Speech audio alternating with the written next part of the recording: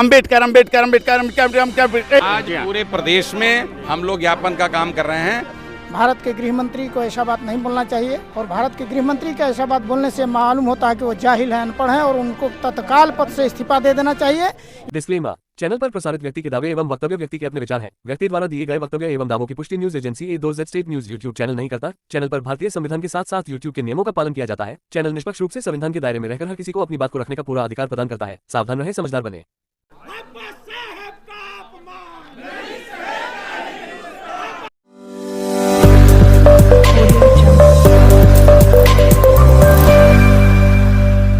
नमस्कार, प्रणाम, आभार और आदाब। मैं हूं आपके साथ मोहम्मद शाह फैसल और आप देख रहे हैं A2Z स्टेट न्यूज़। मैं इस समय जनपद सोनभद्र में ये जिलाधिकारी कार्यालय पर मौजूद हूं, जहां पर बहुत सारे समाजवादी पार्टी के कार्यकर्ता मौजूद हैं।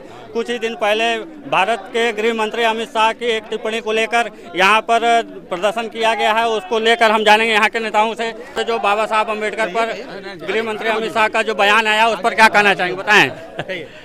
आज की डेट में बाबा साहब के सम्मान में समाजवादी पार्टी पूरे प्रदेश में ज्ञापन देने का काम कर रही है। जो गृह मंत्री माननीय अमित शाह ने जो अभद्र टिप्पणी किया है बाबा साहब पे, उसको लेके समाजवादी पार्टी ने माननीय राष्ट्रीय अध्यक्ष अखिलेश यादव के नेतृत्व में पूरे उत्तर प्रदेश में महामहिम राष्ट्रपति के नाम से ज्ञापन देने का काम समाजवादी पार्टी के लोग कर रहे हैं और एक मुश्त उनसे इस्तीफा मांगने का काम कर रहे हैं। प्रदेश में हम लोग ज्ञापन का काम कर रहे हैं और पूरे प्रदेश के हर मुख्यालय को जिलाधिकारी के माध्यम से राष्ट्रपति को ज्ञापन देने का काम समाजवादी पार्टी के लोग कर रहे हैं। तो हमारे साथ जुड़ गए हैं इस समय समाजवादी पार्टी के पूर्व विधायक परमेश्वर दयाल जी। हम उनसे जानना चाहेंगे, क्या कहना चाहेंगे जो स्टेटमेंट आया है भारत के गृह मंत्री अमित शाह जी का, उस पर क्या कहेंगे, बताएं।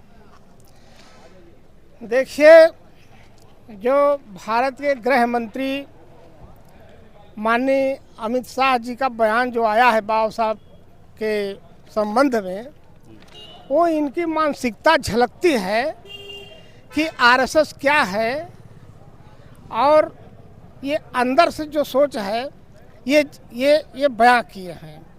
ये अंबेडकर का फोटो भी लगाते हैं तो प्रतीकात्मक रूप से लगाते हैं, उसको मानते उनते नहीं।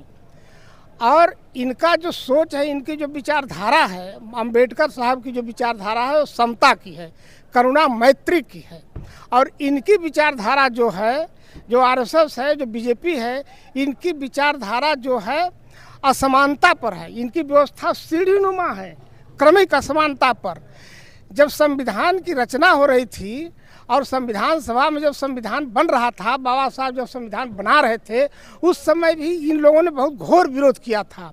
और इन लोगों का कहना था कि ये संविधान की क्या ज़रूरत है, हमारे देश में तो पहले से बना संविधान, मनुस्मृति इतना अच्छा संविधान है कि इसमें शासन की ज़रूरत ही नहीं है, अधिकारियों कर्मचारियों की ज़रूरत नहीं है। इसको तो सारा देश के सारे लोग जिसकी जो जिम्मेवारी है अपने अपने कार्य को बड़ा ही सुचारू ढंग से करते हैं। तो अब इनकी व्यवस्था क्या थी? वर्ण व्यवस्था थी, हिंदू धर्म के अनुसार ब्राह्मण क्षत्रिय वैश्य शूद्र इस पर आधारित थी और इसमें सबको काम का बंटवारा कर दिया गया था।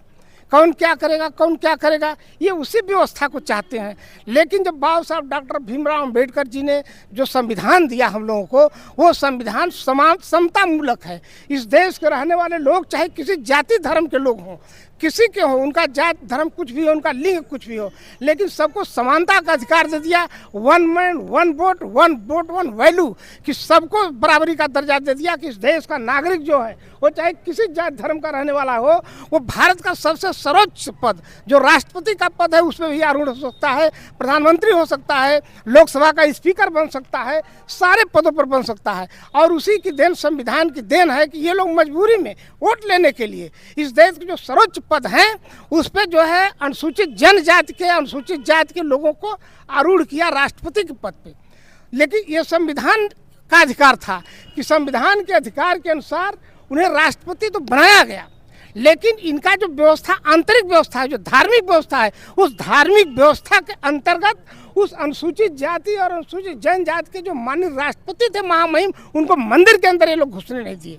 ये इनकी व्यवस्था है, झलकती है, ये पहले से झलक रही है। और अब आगे कहाँ तक जो है कि आप लोगों की मांग रहेगी, क्या मतलब अगर मांग पूरी नहीं होती तो क्या करेंगे?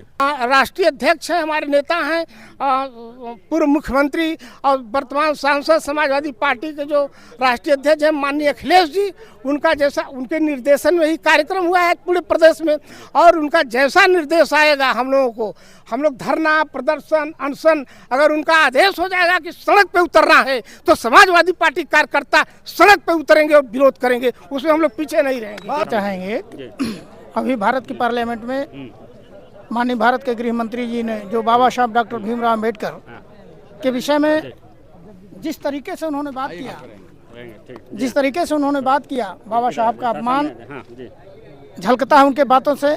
भारत के गृह मंत्री को ऐसा बात नहीं बोलना चाहिए, और भारत के गृह मंत्री का ऐसा बात बोलने से मालूम होता है कि वो जाहिल हैं, अनपढ़ हैं, और उनको तत्काल पद से इस्तीफा दे देना चाहिए। यदि वो इस्तीफा नहीं देते तो भारत के प्रधानमंत्री नरेंद्र मोदी की जिम्मेदारी बनती है कि भारत के संविधान और भारत के दलितों पिछड़ों पूरे सर्व समाज को ध्यान में रखते हुए उनको इस्तीफा दिलवाने का काम करें।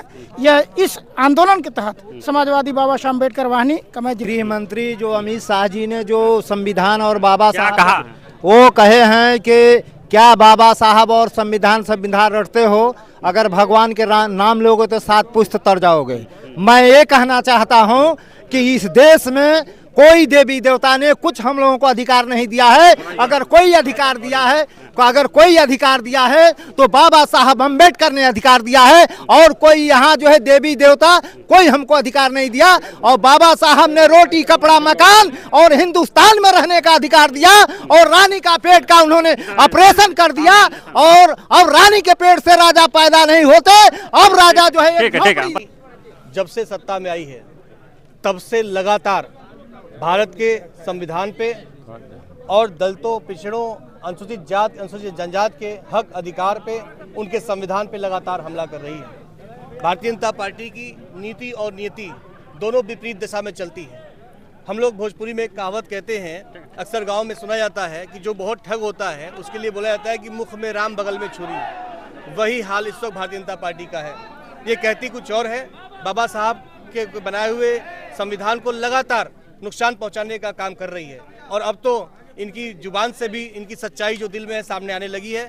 अभी पिछले दिनों में लोकसभा की कार्रवाई के दौरान भारत के गृह मंत्री अमित शाह जी का जो बयान है बाबा साहब भीमराव अम्बेडकर को लेकर, वह अत्यंत ही निंदनीय है, जिसकी समाजवादी पार्टी घोर निंदा करती है, और बहुत बड़ी संख्या में मैं कहूँगा पूरे देश के दलितों और पिछड़ों के भावनाओं को ठेस पहुँचा है।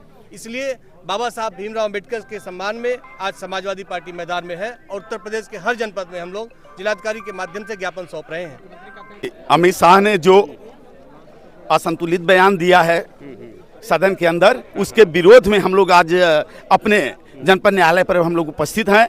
मैं कहना चाहता हूं बीजेपी सरकार से, बाबा भीमराव अंबेडकर जी ने कहा था, हर तकलीफों का मैं एक मुकम्मल जवाब हूं, कभी वक्त मिले तो मुझे पढ़ना, मैं संविधान हूं, मैं संविधान हूं। से गृह मंत्री जी ने बाबा साहब का अपमान किया है, वो कहीं ना कहीं देश शर्मनाक है, और माननीय अमित शाह जी को इस पे माफ़ी मांगना चाहिए और नैतिकता के आधार पे अपना इस्तीफा देना चाहिए। ठीक है, हाँ बताइए। मैं गीत के माध्यम से बताना चाहता हूँ, हर जगती में भीम जी के महिमा भारी हो, जगती में भीम जी के का जो अपमान किया है वो घोर निंदनीय है, और ऐसे उनको पद से इस्तीफा देना चाहिए अमित शाह जी को, जो कि बाबा साहब का अपमान किया है भरे सदन में। और बाबा साहब ने दलित पिछड़े अल्पसंख्यक सभी सर्व समाज के लोगों को सम्मान दिया और हक अधिकार लड़ने का दिया। और भी लोग समाजवादी पार्टी से कार्यकर्ता जो हमारे साथ जुड़ रहे हैं, जानेंगे क्या कहना चाहेंगे जो स्टेटमेंट आया है अमित शाह का। ये तो बहुत ही गलत शब्द है, जो किसी भी संवैधानिक पद पे रहने वाला कोई भी आदमी अगर किसी को इस तरीके की भाषा अगर बोलता है तो वो एकदम गलत है, इस तरीके से नहीं बोलना चाहिए। ठीक, फिलहाल आज के लिए इतना ही। मैं था आपके साथ मोहम्मद शाह फैसल और आप देख रहे थे A to Z state news. धन्यवाद।